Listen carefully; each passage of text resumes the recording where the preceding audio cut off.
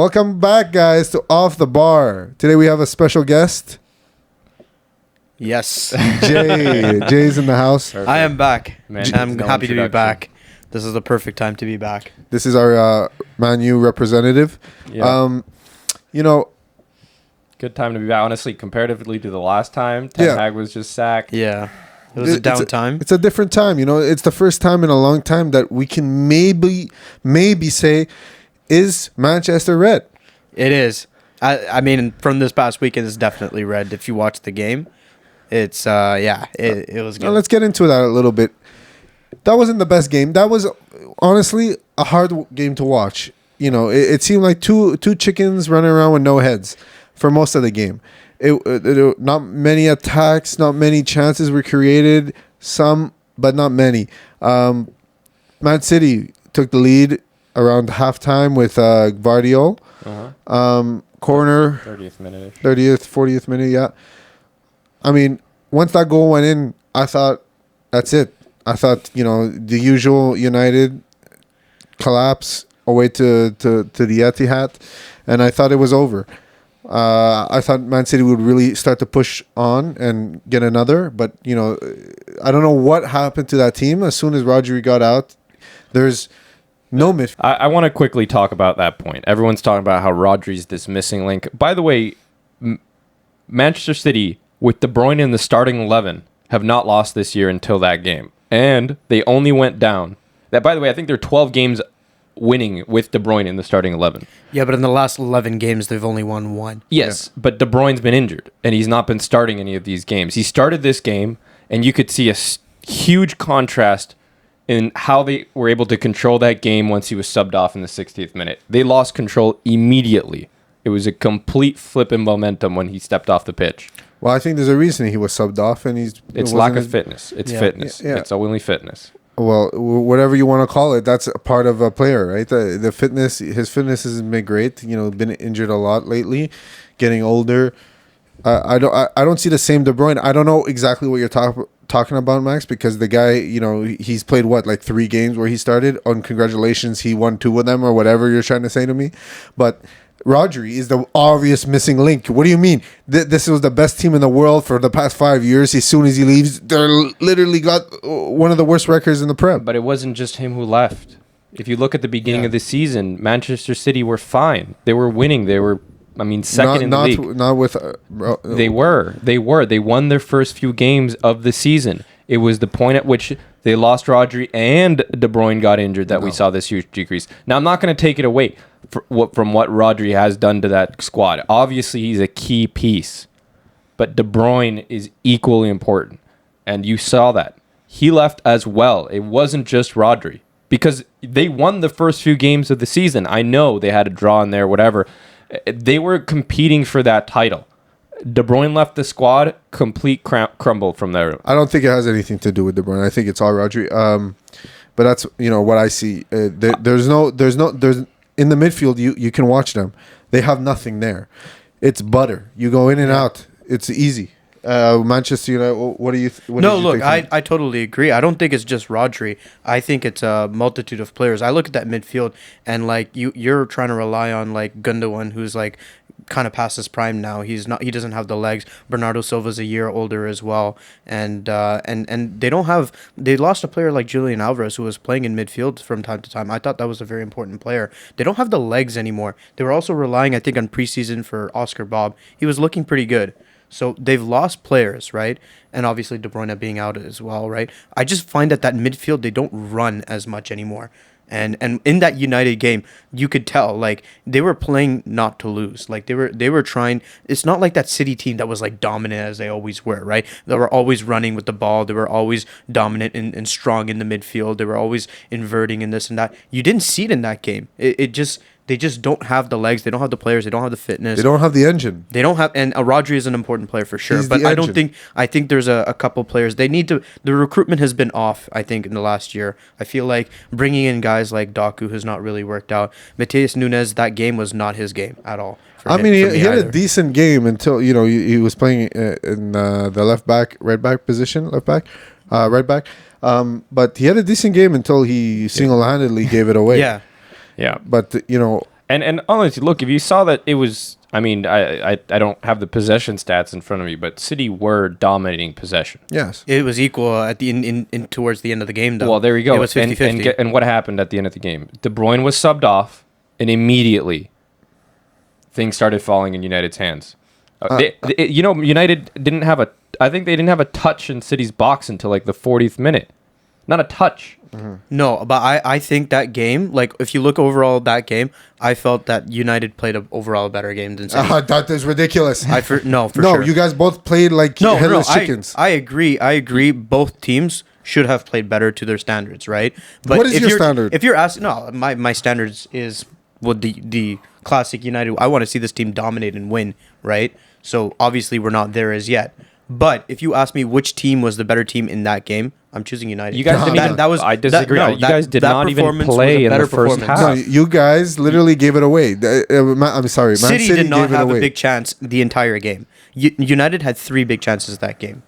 They had and Bruno should also had a chance through on goal, and it was just wide off the post. That was another big chance they could have scored as well. Yeah, you had some City did not have any chances. The only goal that they scored was a Vardiol corner goal, but that was a deflected cross, Yeah. and that was the only chance that he had the entire game. Holland, nothing. Foden, nothing. All these players that normally get City these goals, they didn't have any. You watched the game. Did they have any big chances? I mean, they didn't. Foden took some good shots. I mean, right outside the box that went close, far, No. like not far Not away. for me. First of Foden all- has not been good enough and this that's season. somebody else we got to talk about after, because what a disaster of a season he's having, coming off from winning the Player of the Season. I said this from the beginning. Phil Foden is one. This is the most over. I think Foden We need is some not Max. looking good. Yeah, Foden, one of the most overrated players in my opinion. I told you, Max. You told me Phil Foden was the best player in the Premier League. I told you. Just because you won the Player of the Season does not make you the best player in the Premier League. Doesn't. I mean, at the point at which he won it, he was. Max, this is a guy who came off of winning that trophy. He has 1 or 0 goals this season. Is that what it is? 1 or 0. Pick your poison. He's trash right now. Right he cannot now, score yes. a goal. And I mean, I wasn't talking about him being the best player in the Premier League now. I was You talking said about he him was when he finished the league. just because you have good statistical season doesn't make you the best player in that league. I mean, It doesn't. statistics don't. Okay, best- but did he deserve to win the player of the season last season? He did. Yeah, I'm not saying I'm not saying he didn't deserve it, but I'm saying he's nowhere near the best player in the Premier League, because you cannot just have one spectacular 20 goal season and then do nothing the next. Well, I agree. This is why I put Saka, Cole Palmer, these players Salah, Salah ahead of yes, you say that Foden. now. No, I'm not saying that now. I'm saying that because Saka's been doing it this is his 4th season. I know, but you can't start your sentence by saying you said he was the. Yeah, I didn't say it now. I said it when he won the Player of the Season. No, but you should have said, yeah, he had the best season, but you should not have said he's the best player in the Premier League. This guy's an overrated scrub. He shoots like he has 2 left feet, and No, he's every got time. a great shot outside. No, the box. he looks awkward. I don't like it. I don't like what I see. Looking awkward. I mean, he looks like he's shooting with his weak foot every time. Has Foden ever scored a banger like an yeah. absolute Last year, he no, scored but some- like, does it happen often? Is what I'm Yes. saying. Yeah, Last season he was outside scoring a bunch of outside the goals. box bangers. That's his thing, but he's not a really. Yeah, I know what you're talking about, like beating a few players and then scoring. The spectacular, those but kinds of goals. He's more of a long shot, like punt it type of player. But yeah, Foden to me, terrible game, terrible. Haaland, Invisible. can you blame him though? He's not getting the ball. No, I do blame him, and I'll tell you why. Because at the beginning of the season, when City were winning their games, they were they were like 6-7 games into the season, and they'd won like pretty much all their games. City were on top, no problems as yet. I know Rodri was still healthy at that point, but Haaland was scoring so many goals. How many goals? He was getting on average 2 goals a game. I think at that point he was at 12, 13 goals. But it was incredible. He's also getting shots per game, right? Exactly. But now he's barely at half a goal a game. It's dead. Yeah, and he represents so much of City's goals, right? And when Holland is not scoring, the entire team is not scoring. Okay, but you say this, but so Haaland needs to shoot the ball to score. Yeah. He needs to get the ball in the other player's box with at least an inch of space. Did he get that this game? no. No, he didn't. So the then is midfield it- needs to do better. I right, agree. So they can't blame Haaland then. It's that's the problem with Rodri. He's the link between the defense and the attack. He's the one that provides those balls up. People think of Rodri as just a defensive midfielder. He's not. He's a very attacking defensive midfielder. He puts in those balls. He gets the balls right where they need to be. The wingers, they don't have to do too much work to get the ball. Rodri is the best player in the world. He won the Ballon d'Or. There's a reason why as soon as he left, they are missing him.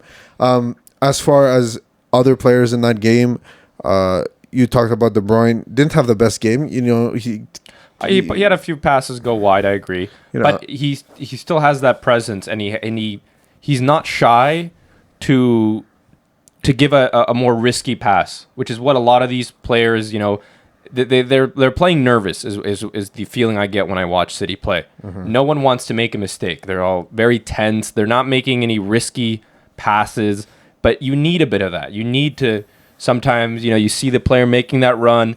You're not really sure the ball's going to get to him, but you make that pass in the 1 in 10 chance that it does turn into a goal. Because if you do that enough times, you do create goals. I agree. Right now, they're playing a bit safe, right? But that's because they're nervous and they're on like a bit of a losing streak. Yeah, you're right. But I think at the beginning, like if you talk about the whole problem, what is the problem with City? Why is there a crisis right now?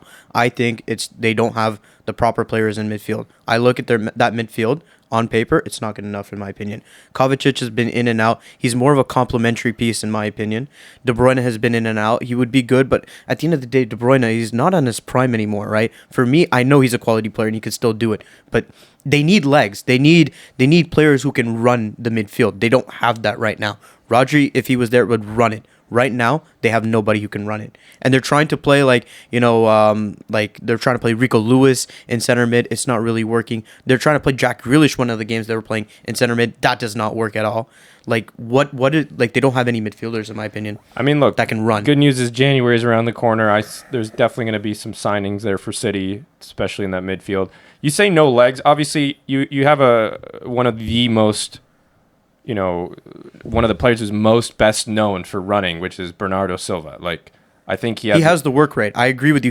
He's got the work I rate. think he had the stat for most distance covered last season. No, he has. He is a player who will track back. I'm not saying that. I'm saying he's gotten older. He's not as fast as he once was. That's all I'm saying. And if you combine that with all the other players that they have, when you look at City right now, are they running in midfield? Are they running the midfield? Not in my opinion. No, it's an aging midfield. Obviously, It's an aging team. You know that Manchester City is the 4th oldest team in the Premier League right now. That's a crazy stat. That is something that they need to look and at. that's the in starting the recruitment. 11, or does that include players? That's their like whole squad. Oscar Bob and everyone. That's their included? whole squad. If you do the whole squad of every Premier League team, Man City has the 4th oldest. yeah, Okay. and people. Honestly, wait. Before we move on, I think a huge culprit here, Kyle Walker. He doesn't get enough hate. Awful He needs this to. season. This is a player that when I talk about doesn't run enough. This player, like I get it on EAFC or FIFA, he's like 90. Like no, not in my opinion anymore. I mean, This- maybe in a burst, maybe in a quick, but burst exactly. But the stamina, the fitness, he's not there anymore. He just doesn't have it. Not in my opinion. defensively, he's not good enough. And No. I'll mention one other thing. He's not the captain.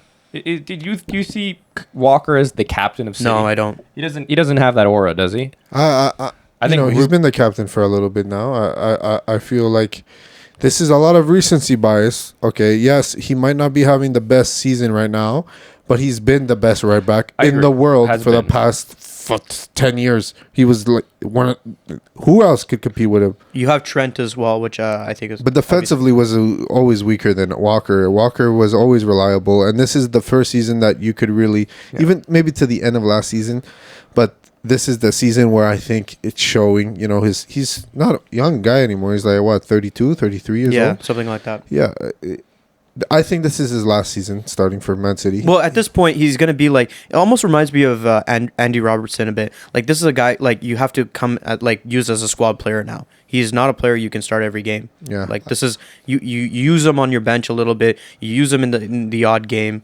That's the kind of thing you have to do with him because you can't play him every game because otherwise you're gonna get performances like this and it's not good enough for City. They need to be the City team. They're champions, right? Like they're 4-time champions. They have to go out and get the next Kyle Walker. They have to go out and get the next best thing. They haven't done that. This team is aging. and they haven't really gotten the recruitment right in the last couple of years, especially with Cole Palmer. By the way, it's the biggest mistake I've ever seen a team make, like recently, like to let a player like that go, like to a rival as well.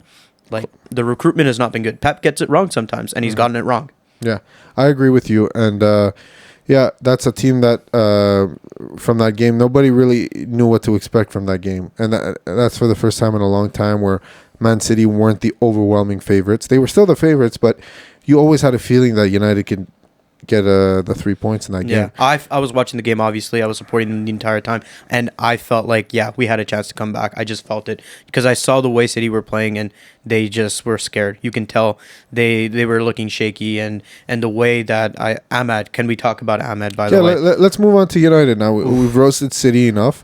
United, this is your first win against a top 6 in a while in the Premier League. Yeah. Which it came with a mistake from Nunes, but that was Ahmed as well who put in the work, got the penalty, right? Yeah. This guy, he is your best player right now. He is. He is Manchester United's best player of the season so far. The only other one I would give credit to is Mazraoui, because he plays his heart out. He plays all over the pitch. But Amad Diallo is so good right now. He is the one who is starting, and you just see he's racking up the goals and assists in the last few games as well, and he's scoring the important ones, like the game winners. And we saw in the biggest moment against City, he was the one who got he won the penalty and then scored the winning goal. Like, fantastic player. Yeah, he is one of your few bright spots. But other than that, I watched the game. Attacking wise, you guys don't do much. Defensively, sure, you play 5 at the back. Three at the back, 2 wing backs. 3 plus 2 is 5.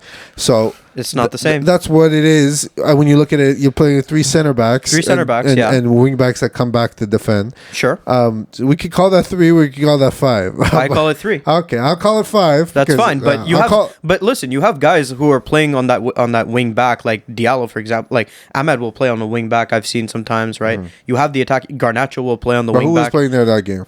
That game, well, I think, trying to remember, I think it was Mazraoui. It was Mazraoui on one side, and then I think it was an attacking player on the other side. No, it was Diego Dallo on the left. It was Dallo. Oh, it was Dallo inverted, yeah. But it switches. But we're calling those wingers, or we're calling those defenders? They attack and defend. But that's a 5 in the back, my brother. That's it a depends. 5 in the back. With possession in the ball, it's attacking. Yeah, but you guys didn't have possession the first Yeah, half. you guys were parking the bus, which is fair. It's not fair parking enough. the bus, in my opinion. Well, it's still playing. No, it looked very much like Sporting versus City, where they were just parking the bus and then waiting for that counter-attack. Listen, I've seen park the bus. I've seen Jose Mourinho do it with Chelsea, and believe me, that is a different kind of style. That is like you're trying to hold out and not attack at all, and maybe go off a counter. I've seen this Manchester United team play counter-attacking football and park the bus. For me, that game, they were not parking the bus. I don't know. I think you're just remembering the second half, because I don't think you guys touched their box in the first half. It was pure City. Okay. No, Okay. City held possession more in the first half. Yeah, and then I'm telling you, that. it comes back. The switch was De Bruyne subbed off. They lost the game. Okay. Anyway, let's talk about Ahmad. Let's talk about some of the other players. Yeah. So Ahmad, bright star. Bruno had a big chance, missed that. But he's looking better. He's scoring goals now. He's assisting. At the beginning of the season, he wasn't doing that. Yeah. I think he's really come into his own now. By He's going to scoring look goals, good. you mean put away a penalty? Yeah, put away a penalty. In other games, he's scored an open play. Yeah. So I think he's looking better. Okay. Now, who else do you want to look at? Højlund, Højlund was the one who created the big chance for Bruno at that point. And, Yeah. and in the past couple of games, he's gotten some goals as well. I think he's looked better. Looked better. So I think you just got to give it a little bit more time. But I see this Manchester United team scoring goals now. And it's something I couldn't tell you at the beginning of the season under Ten Hag. Yeah, but okay. Now, let's look at that United team right now. Let's be realistic now. Okay, let's be honest. And where do you finish at the end of the season with what you've seen so far? With the keep in mind you have January. Keep in mind your team. This is 5 games into Amorim's tenure. Yep. Keep in mind also that no manager had a worse start than Amorim for Manchester United before coming into the job. Before that City game, no manager had a worse start. So let's see. Where do you finish at the end? Well, of the season? logically speaking, like if you look at it, like even in the current standings right now, I know they're like what 13th, but they're only 4 or 5 points off top 4. That's not a lot of points. There's still a lot of. We're not even halfway through the season. Okay, Let's double check that. you can check it. I think they're about 5 points off fifth place. There's not much of I a checked it difference before, between. but and then there's still a lot of games to play, right? So, what I'm saying is, the way I see the season, the final standings, and I see either Liverpool or Chelsea is 1 or 2 right now. I see Arsenal there. I see City there. That's your top 4 in whatever order you want to pick it up.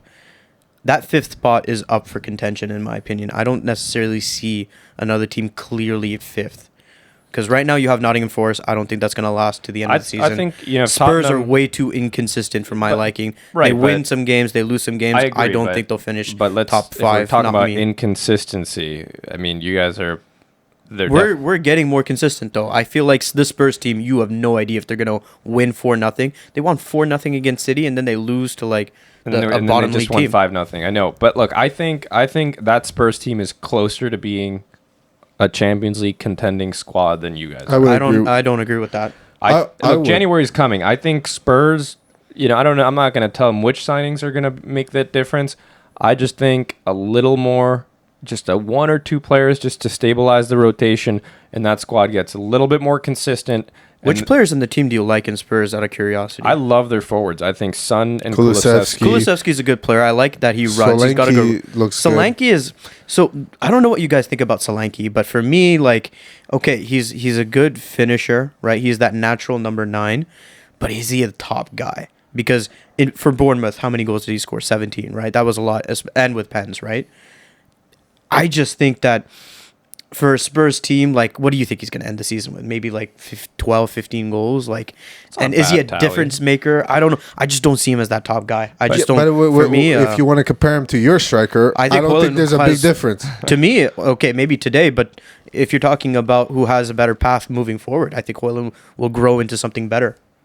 For me, I think he's got more potential. He has a chance to become a much better goal scorer than Solanke, who's how old is Solanke He's right now?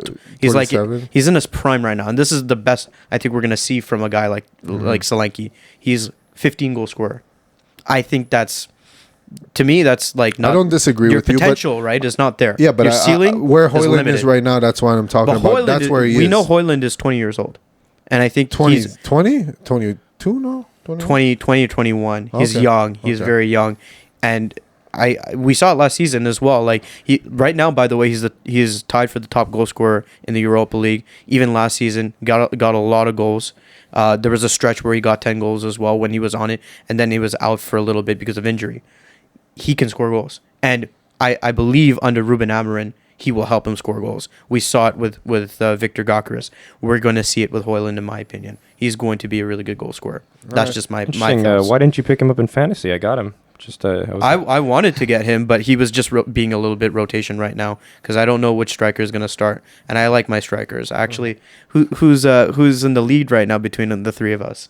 I think you beat me last week. Yeah, I beat you last week, so my team is looking good. Alexi, where are you at? We're not talking about Yeah, that. we're not talking about that right now because I'm struggling a little bit with little my bit. fantasy, but it's okay. It's only halfway through. I had Kukurea on track for a 15-pointer, and then he gets a red card and concedes a goal at the end. yeah, that was. Let me ask the question I asked at the beginning. Where do you see yourself finishing at the end of the season? Okay, I see us finishing. Where Realistically, I see us finishing 5 or 6. Something 5 like or that. 6 is crazy, but let me ask you this. I don't agree. What I is think that's a unacceptable realistic thing. from Amorim? If your expectations are 5 or 6, where do you see that you just I don't think it's can't- just the table with Amorim.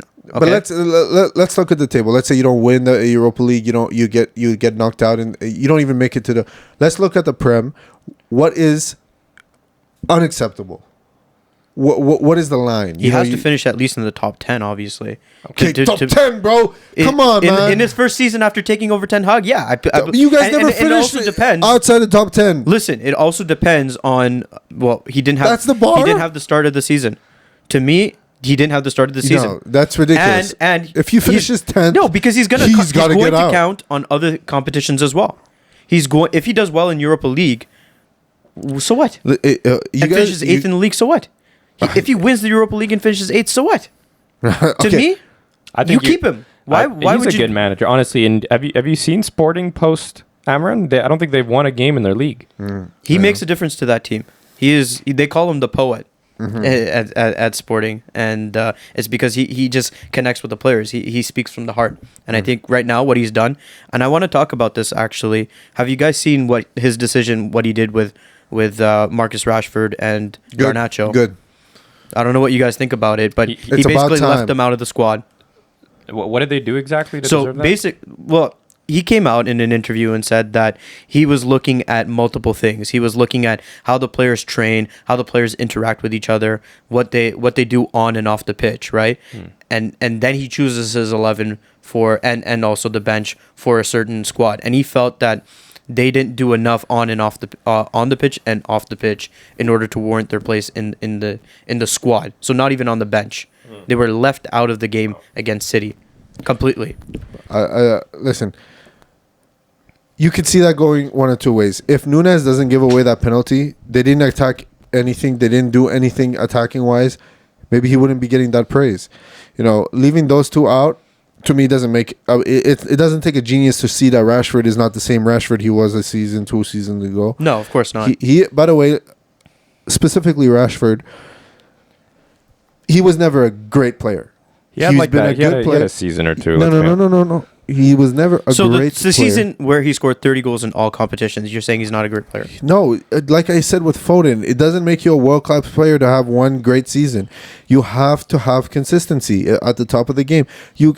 There are things called purple patches. Just because I'm playing in my Sunday league, I'm scoring 3 goals a game for 5 games doesn't make me the GOAT. Yeah, but that was not 5 games, right? He did it over the span of a season. That's by the way, it was never a season. He's always had patches. He'll have a good 6 months and then go disappearing for 3, then wake up a little bit in the last 2. The true great players, the Haalands, the De Bruynes, the Salahs, the Sanchez's, the Messis, they stay consistent year in and year out. They don't have bad seasons. They don't. I agree. I would call them world-class players. That's how you become world-class. If you maintain consistency season after season and score goals season after seasons. That doesn't make Rashford a bad player. No, I didn't say he's bad. I said he's not great. He was good. Okay, well, you can say not great. I would just say he's not never world-class. had a 20-goal season in the Premier League. I would just say Rashford, good, maybe even great player. I would say just not world-class. That's the way I would phrase it. Yeah, to me, he's not close to world class. He's never been close. He is a moments guy, and But for me, he's very talented. I just think if you can get a player like that to score a lot, very talented for me.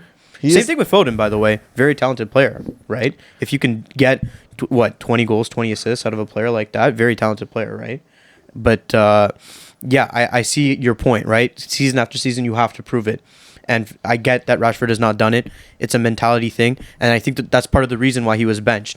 Whether it was an off-pitch thing where he was going out and celebrating or like doing something or posted something on his media or whatever it was, his head was not in the game, right?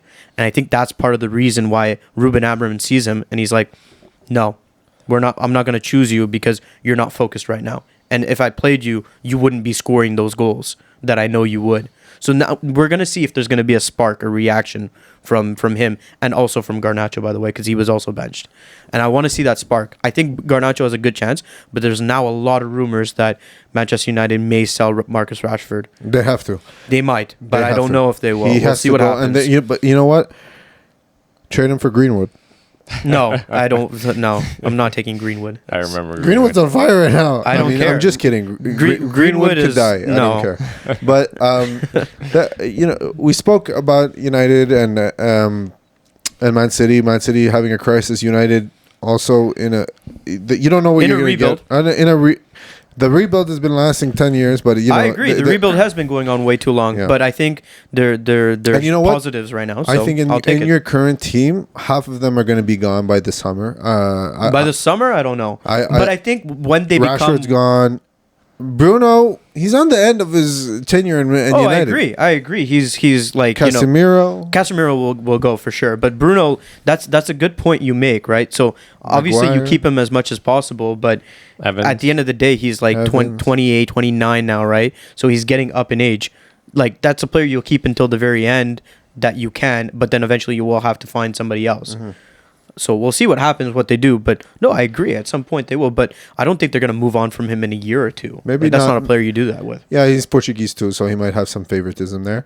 I don't think it's just that. I It think came he's from talented. Sporting as well. He's talented, but he's nowhere near like De Bruyne and You can try and compare him to De Bruyne, Odegaard. but he's still He's not one of the even best clo- players. Yeah, he's not He's even the best clo- player on that team, yes or no? On- He is the best player on that team. Yeah, but So then you have to keep him. As simple as that. So that's yeah, I guess, right?